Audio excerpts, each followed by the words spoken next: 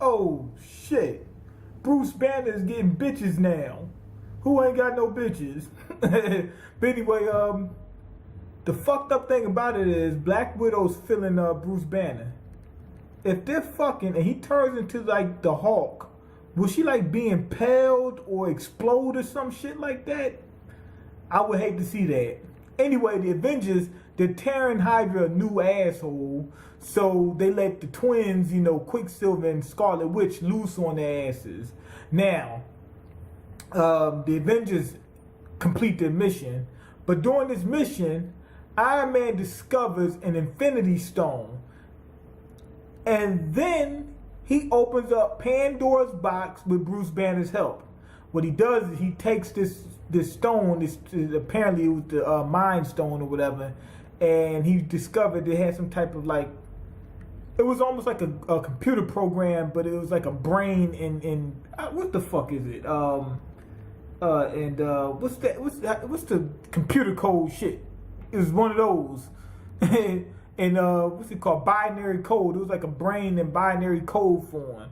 And he says, oh, I could take this and make intelligent AI. Big fucking mistake. He released Ultron and opened up Pandora's box. That's what that was. And he manipulated Bruce Banner into doing it. Now, that's basically the gist of the movie. The good things about this movie, Iron Man versus Hulk was great. I liked how they did that and how Iron Man did the suit. Hulk was ripping that fucking suit apart. But Iron Man kept sending out more pieces. So he already knew what it was. Like, I was like, man, that's ingenious. And it made sense because Hulk is the fucking strongest thing on that planet. He had to have known that shit would be fucked up. So he had to keep making repairs to the suit over and over, which made sense. And it was kind of funny. I liked the part when at the end, how it ended. But I don't want to spoil it for people. Anyway, Ultron was well done and he had a good personality. At first, it's kind of off-putting because you're like, damn, why is he joking around and whatnot? You realize he's really kind of based off of Iron Man. Like, Iron Man made him, and I guess he made him in his image. So even though he's trying not to be like Iron Man, he really isn't. Remember that they said that the brain was already there when he created it. He said it was like a binary alien mind or some shit like that. So it wasn't really Iron Man to begin with. It seems like Iron Man corrupted his ass. That's probably why he hated him. Made him, now he's a fucking jokester, something like that. Makes sense, because that's how Iron Man is. The motherfucker's a damn sarcastic bastard.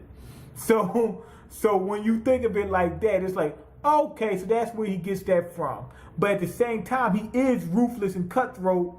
Like, they show down a few scenes where he fucks somebody up. So he is ruthless and cutthroat at the same time. So it was well done overall. The Iron Man setup was great. And what I mean by the setup was when they was saying, oh, Iron Man, he's not a good guy, he's a bad guy, shit like that. Obviously, he's a good guy. But some people know that it's going to be a war between superheroes and shit like that. Everybody pretty much know about that and stuff like that. Also, Iron Man's a little bit different in terms of morality. He's a good dude, but he's willing to go that extra mile. He's willing to risk some shit, The good thing about this show is a lot of times they show movies where you get intelligent AI and they become sentient like machines and shit like that, and either it'll turn good or evil. Well, in this one you got both, which starting to make sense to me. Maybe when AI does take over the planet, it'll be some good ones and some evil ones. I mean, they probably would be individuals like we are as humans because we're sentient. Anyway, the way they did that was great. Like you start looking at Iron Man a little bit differently. Like, oh shit. Okay, he's on the good side, but he could possibly get everybody fucked up. That type of deal. And depending on the situation, he might even go against the good guys if he thinks that's the right thing to do. He's one of those guys where he'll take the opportunity, like, okay, I got to figure out how to fuck these guys up just in case they turn against me or something. I don't know. You understand what I'm trying to say? He's one of them opportunist type of guys. If I have to, I'm willing to fuck up the team in order to get this job done, in order to save the world. That type of shit. Anyway, one funny thing was Thor's hammer. That was kind of a funny trope. They show, what you call him, Vision able to pick it up. Thor's like, okay, what the fuck? So that proved that Vision was alright. He was like, okay, he's worthy of picking the hammer up. The hammer is magical. It only lets certain people pick it up. Anyway, he was doing some type of fucking game with everybody. He was telling them to pick it up. They could not pick it up. People got in suits and shit like that and they couldn't pick it up. Anyway,